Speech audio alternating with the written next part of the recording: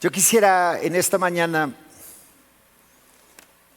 iniciar mi prédica con la conclusión de Michael el domingo anterior. Y luego les voy a comentar por qué dice. Existe un comentario de un exégeta llamado David Jeremiah que dice sobre la epístola de Santiago, y él le llama un giro hacia la integridad.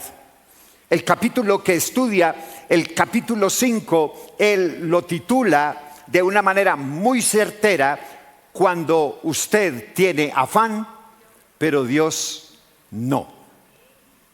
En este mundo donde prima la insensatez y no se requiere esperar nada, es necesario que Dios pruebe nuestra paciencia. La verdadera prueba de nuestra paciencia no es cuando Dios responde rápido nuestras peticiones, sino cuando parece que Él ha escondido su rostro de nosotros. Ahí es cuando Dios está esperando que nos rindamos y nos sometamos ante su mano poderosa. Una mano que a la vez es bondadosa, misericordiosa y pero tan amorosa, que entregó a su propio Hijo por amor a nosotros. Mis amados, yo quiero ser un poco abusivo con ustedes,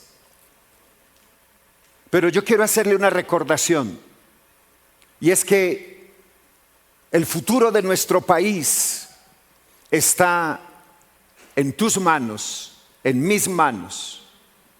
El futuro del país, el cambio del país no lo hace su vecino, lo hace usted cuando ejerce su derecho al voto. Lo hace usted cuando no se deja intimidar ni se deja tramar por las redes sociales, por lo que digan las redes sociales o por lo que comenten los argumentos, sino porque usted tiene la clara certeza de por quién va a ejercer su voto. Hágalo. Yo no sé por quién va a votar usted, no me interesa, pero en su conciencia está el que usted pueda decir: yo formé parte del cambio que mi país necesita. Y pensando en eso, yo me tomé un atrevimiento y le pedí a nuestra directora de alabanza que mirara una canción, porque hoy quiero exaltar a las mujeres. Hoy quiero darle gracias a Dios por las mujeres. Hoy quiero darle gracias a Dios porque me ha rodeado de mujeres, porque me ha rodeado de una esposa que ha muerto todos los días para que yo pueda crecer, porque me ha rodeado de 2 hijas que me han dado 4 nietos preciosos, hermosos, y que los están criando en el temor de Jehová, porque me dio una madre que desde pequeño me enseñó lo que era la hombría y lo que era tener carácter y lo que era hacer las cosas bien. Me dio unas hermanas que luchan cada día por salir adelante, por crecer y ser más. Pero me dio el privilegio de pastorear una iglesia donde abundan las mujeres, mujeres piadosas, mujeres llenas de amor, mujeres llenas de misericordia, mujeres de entendimiento. Para ellas hoy quiero dedicarle esta canción.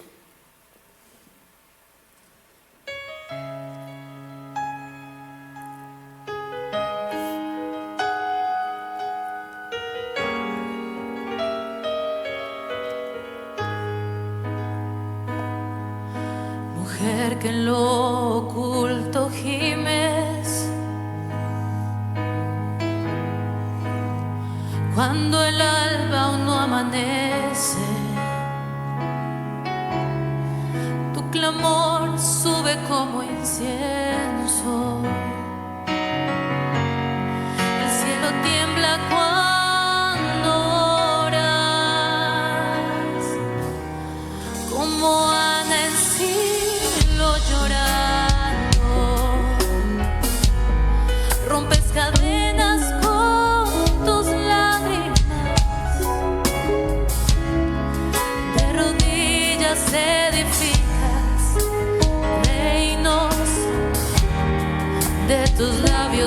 de la victoria. Levántate,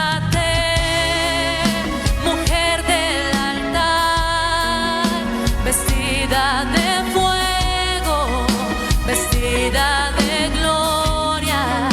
Tu voz estremece en los cielos, tu oración abre puertas eternas. Eres Estera del Rey, eres Débora en la guerra, eres María en los pies del Maestro, mujer de poder, mujer de promesa. Tus manos levantadas son antorchas, tu fe danza sobre las aguas. Los muros caen ante tu canto, los cielos responden a tu clamor. Como Ruth sigues al Dios viviente, dejando atrás lo que no da fruto. Y como Elizabeth, la salud en la vejez, porque para tu Dios no hay imposibles.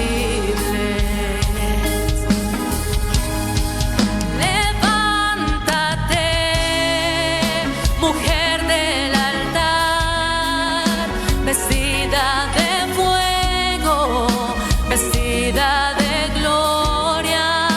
Tu voz estremece en los cielos, tu oración abre puertas eternas. Eres Estera ante el Rey, eres Débora en la guerra, eres María a los pies del Maestro, mujer de poder, mujer de promesa.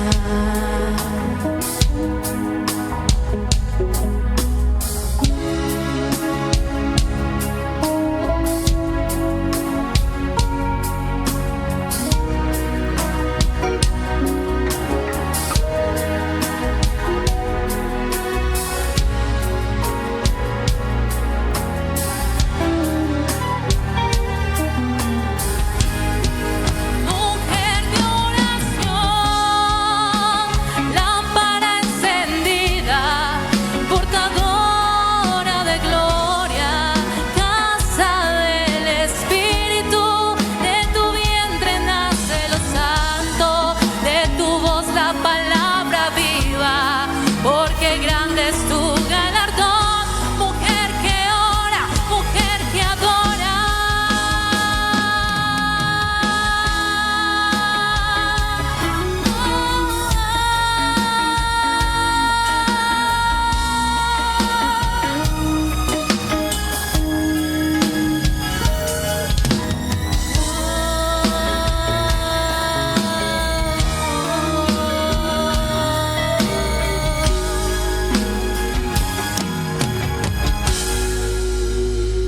Para usted, mujer, con todo mi amor y todo mi respeto. En este mundo donde prima la inmadurez y no se quiere esperar absolutamente nada, es necesario que Dios pruebe nuestra paciencia. La verdadera prueba de nuestra paciencia no es cuando Dios responde rápido nuestras peticiones, sino cuando parece que Él ha escondido su rostro de nosotros. Ahí es cuando Dios está esperando que nos rindamos y nos sometamos ante su mano poderosa. Una mano que a la vez es bondadosa, que es misericordiosa y tan amorosa que entregó a su propio Hijo por amor a ti, por amor a mí, por amor a todo aquel que en Él cree. Hermanos, aun siendo nosotros sus enemigos, sin ningún interés en buscarlo ni reconciliarnos con Él, Dios decidió acercarnos a Él. En un acto de pura longanimidad, entregó a su Hijo como ofrenda por los pecados de sus enemigos, buscando que tú y yo no nos perdamos, sino que gocemos de vida eterna y de salvación. Por eso, este es un llamado apremiante y angustiante a que vengas a los pies de Cristo. Ahora que aún hay tiempo, ahora que estamos en los últimos días. Recuerda que el apóstol Pedro dice en su carta: el Señor no retarda su promesa, según algunos la tienen por tardanza, sino que Él es paciente para con nosotros, no queriendo que ninguno perezca, sino que todos procedan al arrepentimiento. Yo no sé si usted ha leído un texto de la Biblia que dice: mas la hora viene y la hora es cuando los verdaderos adoradores adorarán al Padre en espíritu y en verdad, porque también el Padre tales adoradores buscan que le adoren. Hermanos, esa adoración a la que se refiere el texto no está determinada por cantantes, por cómo cantes. Yo pienso que si por cantar fuera, yo estaría en el infierno y Zoe Daniela en el séptimo cielo. Yo no sé si por tocar un instrumento yo estaría en el infierno y Eduardo en el octavo cielo y Esteban en el sexto cielo con Valentina. No, ese no es realmente el sentido del texto. Dios Jehová de los ejércitos busca adoradores que con su estilo de vida le adoren.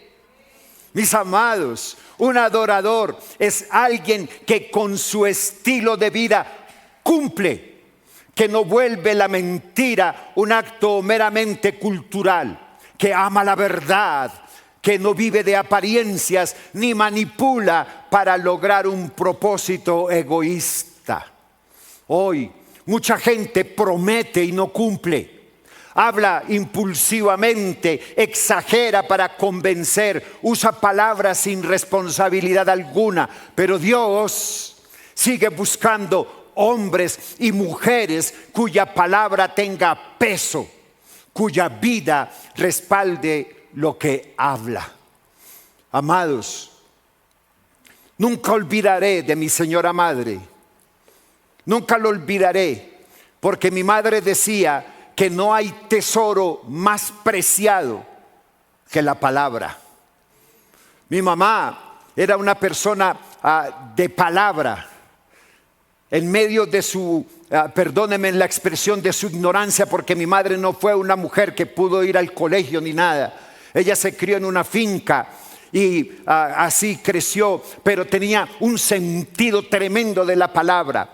Y se sorprendió cuando una vez fue al banco a pedir un préstamo y el gerente le dijo: ¿y usted qué me entrega como garantía? Y mi madre le dijo: mi palabra. Y él le dijo: de muchos que tienen palabra tenemos embargados.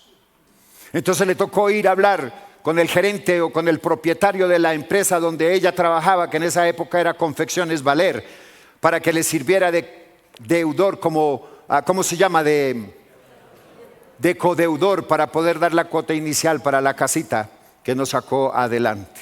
Se sorprendió y dijo: cuán poco vale la palabra hoy en día. Y en esa época a hoy sí que se ha devaluado la palabra. Ya no existe la palabra en el mundo de hoy, ni siquiera entre los mismos creyentes nos podemos exonerar de eso. Santiago nos muestra que la espiritualidad verdadera no se mide solamente por cuánto horas, por cuánto tiempo oras o por qué tan bueno cantamos, cuánto conocemos de la Biblia, sino también por cómo usamos nuestra boca. Voy a invitarle para que vaya conmigo a la carta del apóstol Santiago en el capítulo 5. Recuerde que la carta de Santiago está después de Apocalipsis y antes de Génesis. Usted sabía que Santiago, el nombre antes de Santiago era Jacobo. ¿Sí? ¿Sí lo sabía? Entonces ya, con eso ya queda claro de que cuando mencione de pronto a Jacobo, no estoy hablando de otro Jacobo, sino de Jacobo Esteban, el hermano medio del Señor Jesús. Amén. Santiago capítulo 5 y el versículo 12 dice, pero sobre todo, escúchame, pero sobre todo, aún eso quiere decir que por encima de todo lo que venía hablando de los otros 4 capítulos y los primeros 11 versículos del 5, dice, pero sobre todo, hermanos míos, no juréis ni por el cielo, ni por la tierra, ni por ningún otro juramento, sino, escúchame, sino que vuestro sí sea sí y vuestro no sea no, para que no caigáis en condenación. Que Dios bendiga su palabra y que hoy cada pensamiento vaya cautivo a la obediencia a Cristo. Y la iglesia dice conmigo, amén y amén. Amado, usted quiere que sus hijos tengan responsabilidades, carácter y firmeza. Enséñeles el sí, sí y el no, no. Cuando usted a su hijo le dice que sí, le da algo, y así la embarre al otro día, su sí tiene que ser sí. Lo mismo que cuando usted le dice no, así le tumbe la casa, así le grite, así le agarre sus vestiduras, así la amenace, pero su no tiene que ser no y no se puede llenar de miedo. Así era Rubí Serna, mi señora madre, que voy a descansar. Hermanos, la humanidad caída son esencialmente mentirosos empedernidos. El que vivamos en un mundo de mentiras no debe sorprender a nadie que ligeramente conozca las Escrituras, que identifica a la humanidad no redimida como hijos del diablo, del padre de la mentira. Esa falta de honradez ha hecho que los hombres, que los seres humanos hagan jurar a los demás por casi cualquier cosa, en un vano intento de obligaros a ser veraces y a cumplir sus promesas. Usted se acuerda de, no recuerdo si fue un candidato, un sacerdote, un pastor que dijo, y si quieres se lo escribo en tablas de mármol. Un pacto, una promesa. Y también fue a una notaría, creo que ese mismo pastor político o lo que sea, fue también a una notaría y hizo un documento autenticado donde no iba a hacer nada que fuera en contra de nuestro país, de la Constitución, etcétera. No fue un político, porque se habló de la Constitución, un pastor hubiera hablado de la Biblia, sí, eso fue como un político, creo.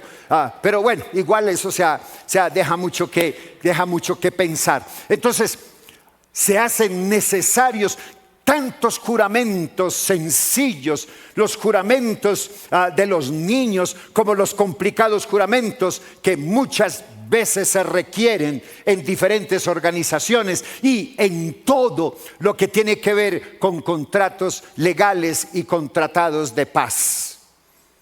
Manifestando esa misma falta de sinceridad, los judíos no solamente juraban conforme a la ley del Antiguo Testamento por el nombre del Señor, sino que también habían desarrollado la práctica de ser falsos, de hacer falsedades, de ser evasivos y engañosos juramentos por todo, menos por el Señor.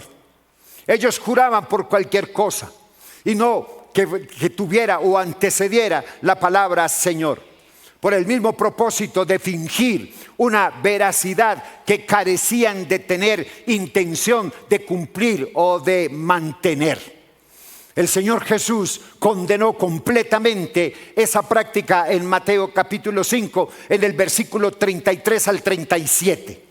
No jurar. Y en el mismo evangelio de Mateo, en el 23, 16, a no jurar por cualquier cosa. Iglesia, déjeme le pregunto algo.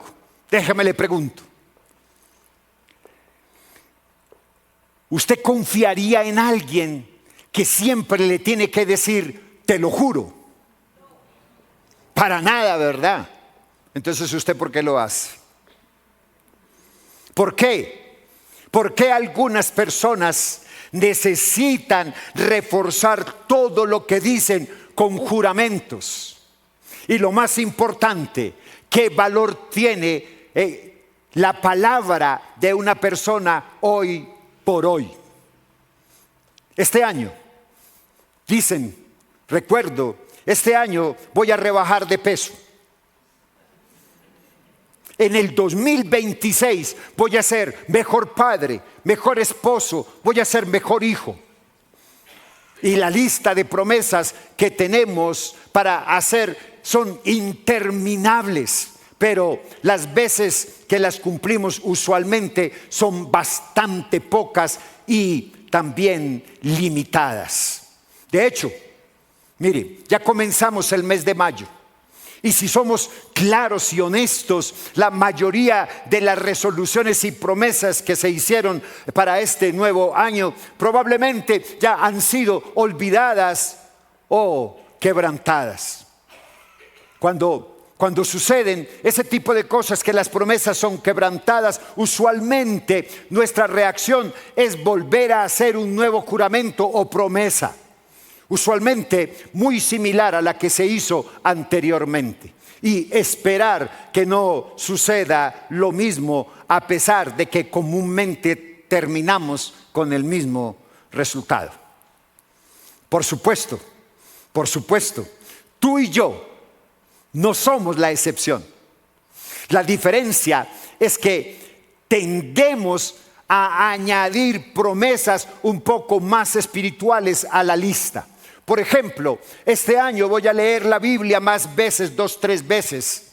Este año sí voy a ofrendar más conforme a como Dios propuso en el corazón. En este 2026 me voy a comprometer más con la iglesia, etcétera, etcétera, etcétera, bla, bla, bla, bla, bla, bla, bla, bla, bla. Pero la pregunta que debemos hacernos ¿es este tipo de práctica la correcta? Como creyentes debo estar constantemente prometiendo cosas que no sé si voy a cumplir, o debo medir mis palabras más cuidadosamente. Hermanos, en la epístola de Santiago se nos da un breve pero directa respuesta a ese dilema. Pero ante todo, hermanos míos, dice el texto, no juréis ni por el cielo ni por la tierra, ni por ningún otro juramento, sino que vuestro sí sea sí y vuestro no sea no, para que no caigáis en condenación. Luego de haber denunciado lo que debemos evitar, tanto de manera práctica como de manera doctrinal, y establecido lo que debemos de tener en mente como verdaderos creyentes en Cristo Jesús, debemos entender que en los primeros capítulos de la epístola, Santiago prosigue en la segunda mitad del capítulo 5 a dar una serie de consejos prácticos para el día a día de cada creyente. Entre ellos encontramos cómo debemos actuar, cuál debe de ser nuestra actitud ante la adversidad y cómo debe de ser nuestra comunión como hermanos de la comunidad de fe. En el versículo 12 de esta sección, el autor hace una referencia a cuál debería de ser nuestra postura al hacer promesas y juramentos. Lo interesante de este pasaje es que el mismo texto, es prácticamente palabra por palabra una versión abreviada de la enseñanza del Señor Jesucristo en Mateo 5, 33, 37, en lo que comúnmente le llamamos el Sermón del Monte. Hice una combinación entre lo que mi esposa compartió de Santiago 12 cuando dictó esa clase y las prédicas que di sobre el Sermón del Monte en cuanto a cuando prometas no tardes en cumplir. Ahora bien, ¿por qué es interesante? Porque la Biblia nos revela que durante el ministerio del Señor Jesús, sus hermanos no creían lo que Jesús decía acerca de su identidad como el Mesías. Por lo cual, ellos no iban a tomar esas palabras de Jesús con la importancia y la reverencia que le correspondía. Hermanos, no es sino hasta cuando el Señor Jesús se le aparece a Jacobo o a Santiago, su medio hermano, luego de la resurrección, que el mismo Santiago creyó a plenitud que las palabras de su hermano siempre habían sido ciertas, y se convirtió entonces en uno de los líderes de la iglesia naciente durante el primer siglo y reforzó lo que el Señor Jesús había dicho en otras ocasiones.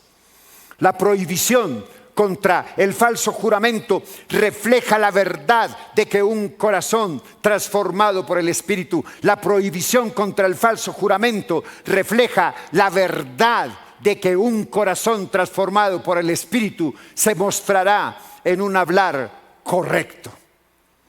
Como hablan las personas es la prueba más manifiesta de su verdadero estado espiritual. Las personas pecan más por su lengua que de alguna otra forma.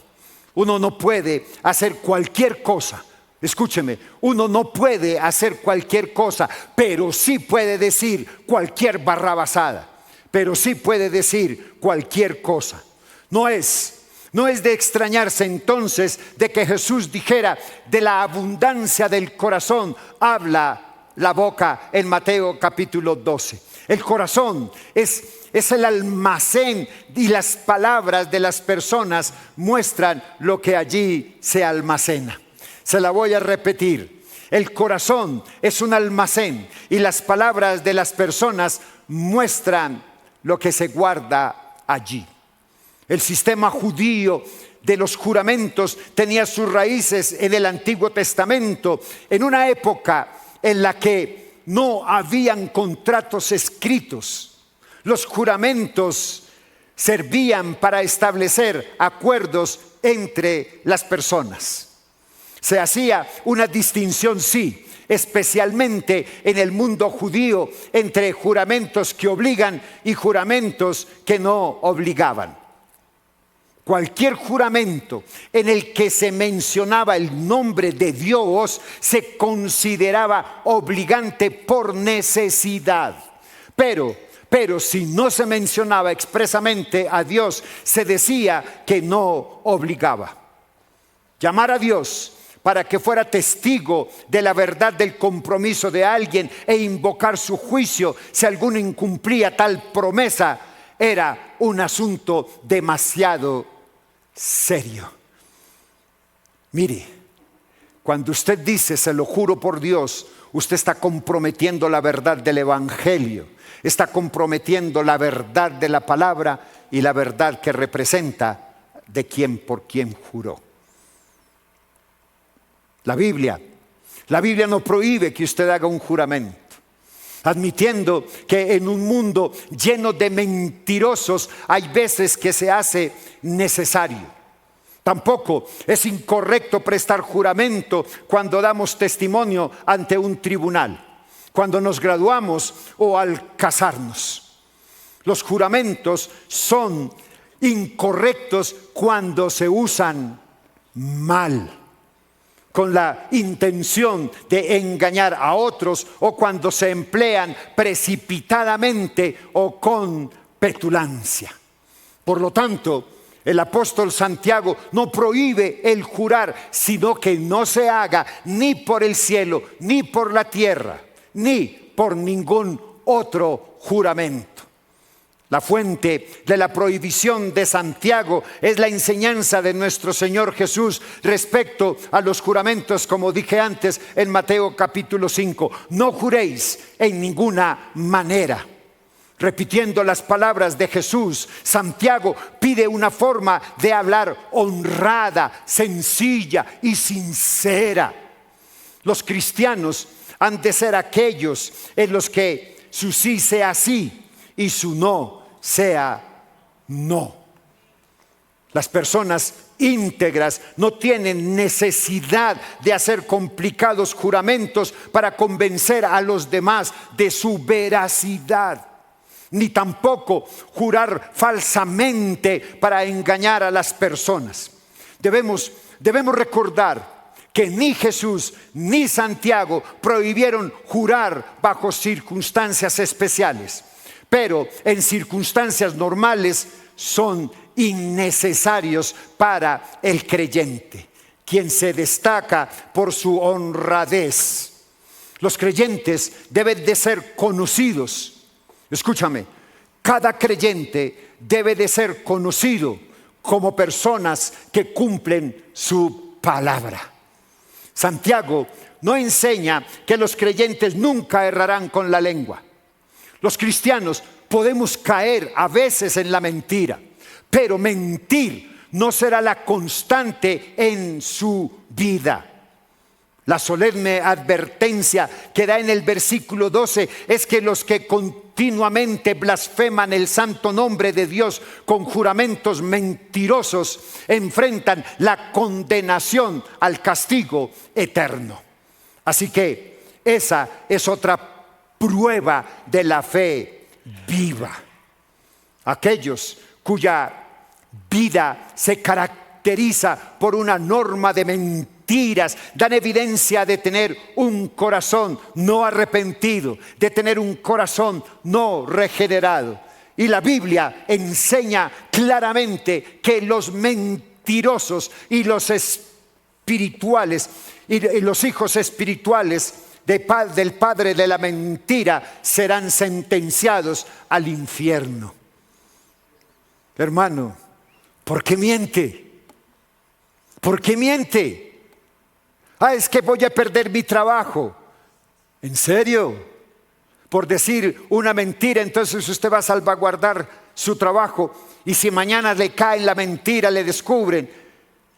Mi madre decía un dicho muy paisa, no sé si aquí se utiliza: primero que un cojo. Y eso es verdad.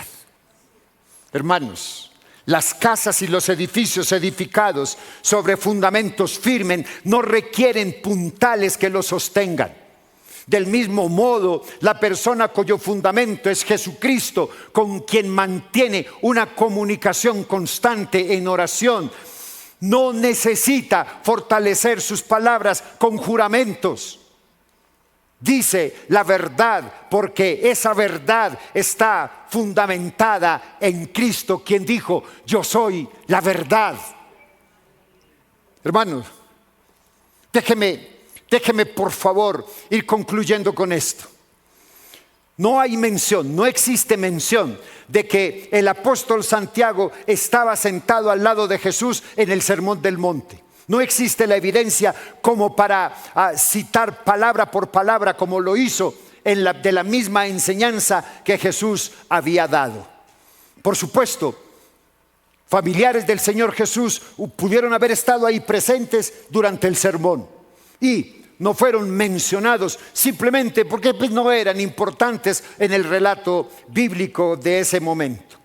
Pero el hecho de que Santiago cita a Jesús con tanta exactitud nos deja entrever que, uno, las palabras de Jesús se quedaron en la mente de Santiago a pesar de la incredulidad con su hermano medio. O dos, luego de su conversión, él mismo se tomó la tarea de escudriñar todo lo que su hermano había enseñado, porque ahora sí entendía claramente quién era el Señor Jesús realmente. Independientemente de cualquiera de esas razones, la pregunta que viene al caso para nosotros el día de hoy es: ¿qué nos dice este pasaje acerca de la actitud que debemos tener hoy en día en lo que concierne a hacer promesas o juramentos a la ligera? Esa es la pregunta. La respuesta que encontramos está determinado por varios elementos. Número uno, debemos evitar promesas o juramentos para no caer bajo condenación. Hermanos, el texto del capítulo 5, versículo 12, concluye con una advertencia de evitar promesas o juramentos para no caer en condenación. Pero ¿en condenación de quién? De Dios y de aquellos que nos rodean. La Biblia es clara en que la palabra que un individuo da tiene que tenerse en la más alta estima. Y si prometemos algo, debemos cumplirlo obligatoriamente. ¿Qué fue lo que dije? La Biblia, mire lo que dice la palabra de Dios. Vaya conmigo al libro de Zacarías. Zacarías capítulo 8 en el versículo 17. 8:17. Y ninguno de vosotros piense mal en su corazón contra su prójimo, ni améis el juramento falso, porque de todas estas cosas son cosas que aborrezco, dice Jehová de los ejércitos. Ahora, ciertamente nosotros como creyentes no estamos bajo la ley. Pero eso no significa que Dios no mira la palabra del individuo como algo que ha de llevarse a cabo y el quebrantamiento de la misma como una ofensa grave ante Él. Después de todo, nosotros debemos ser siempre verdaderos en nuestras palabras, pues el Dios que representamos es un Dios de verdad. La Biblia dice en Juan 14:6, Jesús dijo: yo soy el camino y la verdad y la vida. Nadie viene al Padre sino por mí. Si tomamos nuestras palabras como poca cosa o mentimos, estamos pecando contra Él y caemos en la acusación ante Dios por nuestra falta. Es por eso que, en mi opinión, la exhortación de Jesús en Mateo 5 es mucho más severa que la de Santiago en este versículo. Pero yo os digo, no juréis de ningún modo. Jesús no estaba condenando el concepto de la promesa o el juramento en sí mismo, pero Él conoce nuestros corazones y sabe con exactitud que somos demasiado propensos a fallar y a no cumplir las mismas, cayendo en acusaciones ante el Padre por cada uno de nuestros actos. Para evitar todo esto, es mejor simplemente no abrirle la puerta a tal ocasión para hacer promesas o juramentos a la ligera. Por supuesto, la acusación no es simplemente divina, sino con aquellos que nos rodean. Hermanos, si yo prometo o juro que voy a hacer algo y no lo hago ante los ojos de los demás, estoy quedando como mentiroso, como irresponsable, y nuestro testimonio va a quedar manchado. Debemos recordar que nuestras acciones y palabras como creyentes no solamente nos representan a nosotros mismos, sino a nuestro Señor. Cuando fallamos en nuestras promesas, no solamente estamos dañando nuestro testimonio ante los que nos rodean, sino que estamos dando un mal testimonio del Dios que nos ha salvado. Y ese cambio, esa transformación que supuestamente está haciendo en nosotros. Número 2, el incumplimiento de nuestras promesas y juramentos hace que tomemos la persona de Dios a la ligera.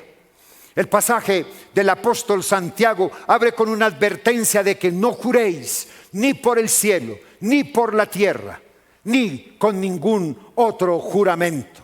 Cuando vemos la versión de Mateo, vemos que la demanda de Jesús es aún mucho más severa. Pero yo os digo, no juréis de ningún modo, ni por el cielo, porque es el trono de Dios, ni por la tierra, porque es el estrado de sus pies, ni hacia Jerusalén, porque es la ciudad del gran rey. No juréis ni por tu cabeza, pues no puedes hacer blanco un solo cabello de él. ¿Por qué? ¿Por qué la severidad de esa advertencia? Sencillo, porque todo, absolutamente todo, hasta el cabello le pertenece a Dios. Hermanos, cuando juramos o prometemos, tendemos a poner algo como garantía de la veracidad de nuestra promesa. Usualmente algo de importancia o de valor para nosotros. Algunos juran por su reputación, otros juran por la familia, otros por la salud y en ocasiones por lo que tienen más sagrado para ellos. El problema es que no importa por lo que jures o por lo que prometes, todo, absolutamente todo, le pertenece a Dios. Por lo tanto, cuando incumplimos esos juramentos o promesas, no solo le estamos diciendo a los que nos rodean que aquello por lo que prometimos realmente no es tan importante, sino que estamos tomando a la persona de Dios a la ligera. Pues estamos incumpliéndole a Él también y tomando su creación, aquello por lo que juraste, como poca cosa. Número 3. Debemos ser individuos de convicciones y no simplemente de promesas. Tanto Santiago capítulo 5 como Mateo 5 nos dan la solución al dilema de promesas y juramentos. Que vuestro sí sea sí y vuestro no sea no. Hermanos, ¿qué significa realmente esa expresión? Significa hablar con claridad y honestidad. Decir las cosas de forma directa, cumplir la palabra y no actuar con doble intención. También significa coherencia, firmeza en lo que se decide o se compromete. En otras palabras, en lugar de estar haciendo promesas o juramentos para garantizar que vamos a llevar a cabo algo, simplemente decidamos si lo vamos a hacer o no. Ambos pasajes nos desafían, ambos pasajes nos instan a ser personas de convicciones claras y no solamente de palabras. Como individuos y especialmente como creyentes debemos estar convencidos al momento de hacer algo. Hermano, si no está seguro de que va a poder llevar ese algo a cabo, mejor no diga nada, que callado se ve más bonito. De ese modo, nuestro testimonio entonces estará limpio y estaremos libres de acusación.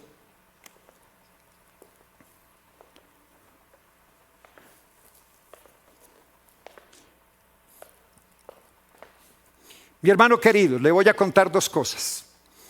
Una es interesante y la otra vamos a ver. Mi madre me enseñó que mi sí sea sí y mi no sea no. Y yo no he sido ninguna perita en dulce. Se lo digo delante de Dios.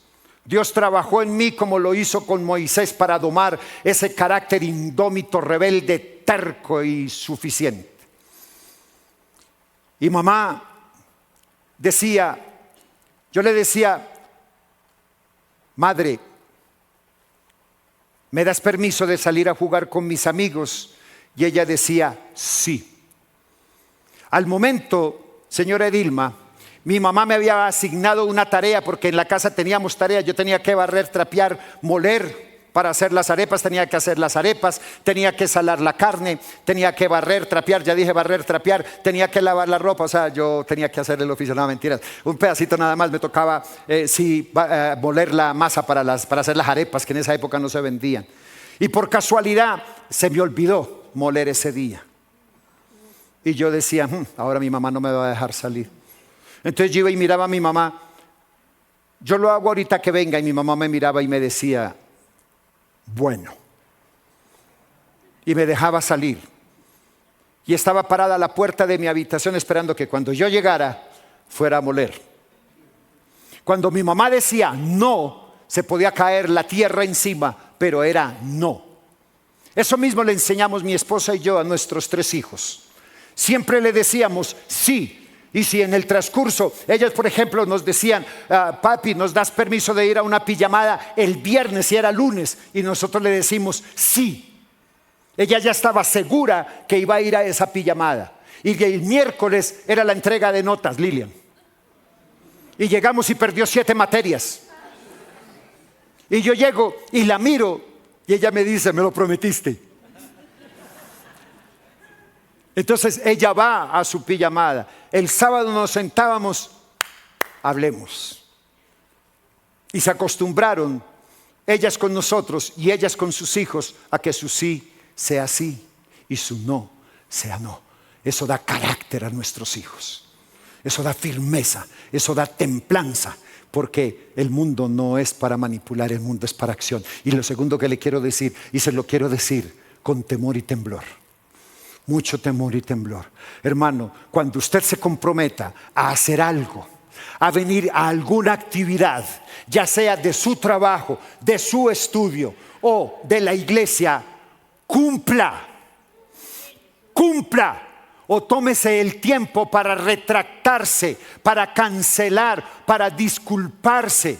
Pero no piense que eso no es necesario y que no vale la pena. Hermano, ¿cuántas veces a usted lo llaman de los ministerios? Le hacen una invitación para que venga a una reunión, para que venga al café romántico. Y usted dice, cuente conmigo. Y dice, sí, cuente conmigo. Vuelven y lo llaman a mitad de semana, sí, cuente conmigo. Lo llaman el sábado por la mañana y le dice, sí, cuente conmigo. Y no aparece. Usted tiene el tiempo, hermano, no es cabeza de fuerza, ni a usted le ponen un revólver para que venga a las actividades de la iglesia o de su trabajo. Es cuestión de palabra y de compromiso. Usted tiene tiempo de retractarse, usted tiene tiempo de decir, no puedo ir, qué pena, pasémoslo para otro día o yo miro cómo me organizo, discúlpeme por favor, y ya sabemos que no contamos con usted. Hermanos, eso no quiere decir que sin usted la actividad no se podrá desarrollar a la que se citó, sino que si usted se comprometió, hizo un pacto, y detrás de ese pacto, detrás de esa promesa, viene toda una logística de preparación física, mental, emocional y económica. Y cuando usted no llega, el nivel de frustración del equipo de trabajo es alto, muy alto, demasiado alto. Perdónenme, pero eso hace buenos creyentes. Eso hace que el creyente sea tenido en cuenta y respetado. Cuando usted se compromete y no viene, pone en duda de que realmente su corazón sea un corazón arrepentido. Y déjeme le cuento algo. Y ya con esto termino.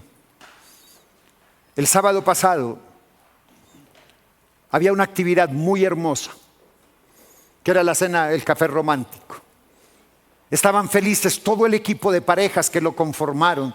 El equipo de Gildardo, Silvia y su equipo estaban felices porque habían confirmadas muchas parejas, más de 50 parejas.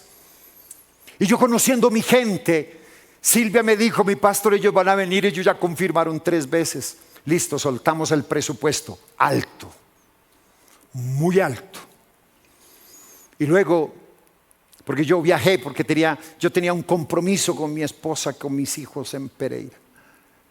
Y el domingo yo le pregunto a Gildardo, ¿cómo nos fue? Y él me dice, frustrante, Paz. Frustrante.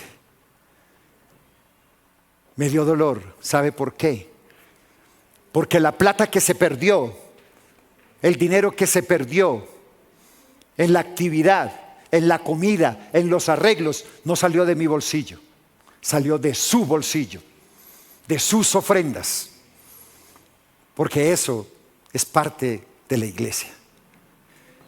Bíblicamente, servir es una manera de seguir a Cristo.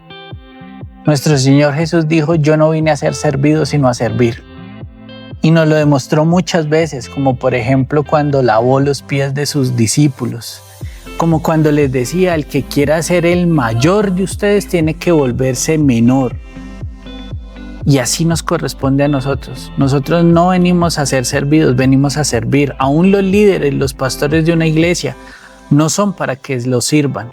Simplemente que son primeros en responsabilidad, pero son exactamente igual a cualquier miembro de la iglesia. Servimos en la iglesia porque Dios nos ha bendecido, nos ha salvado, porque Dios nos ha librado del pecado y nos ha creado con un propósito, y ese propósito es servirle.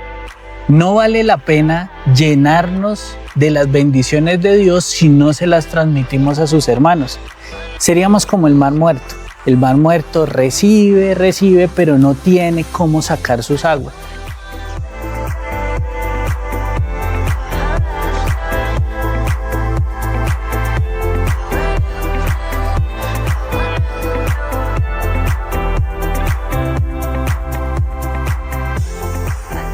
En cambio, cuando usted explota todas las bendiciones que Dios le ha dado y las esparce entre la iglesia, usted está sirviendo. Y eso es finalmente lo que Dios busca cuando lo bendice.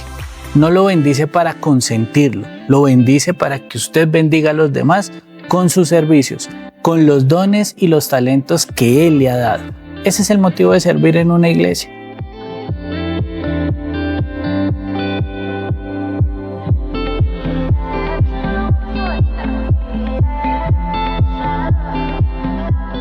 Por eso queremos invitarlos a que los domingos nos acompañen a la Iglesia Familiar de Restauración La Alianza. Todos los domingos a las 10 de la mañana en nuestro servicio, un servicio de adoración, de alabanza a nuestro buen Dios por todas las bendiciones que Él nos da en el día. Venimos a la iglesia conforme a su palabra nos indica. Su palabra nos dice que no debemos dejar de congregarnos como otros tienen por costumbre. Nosotros sí lo hacemos porque es a través de la relación con nuestros hermanos en que demostramos el amor de Cristo.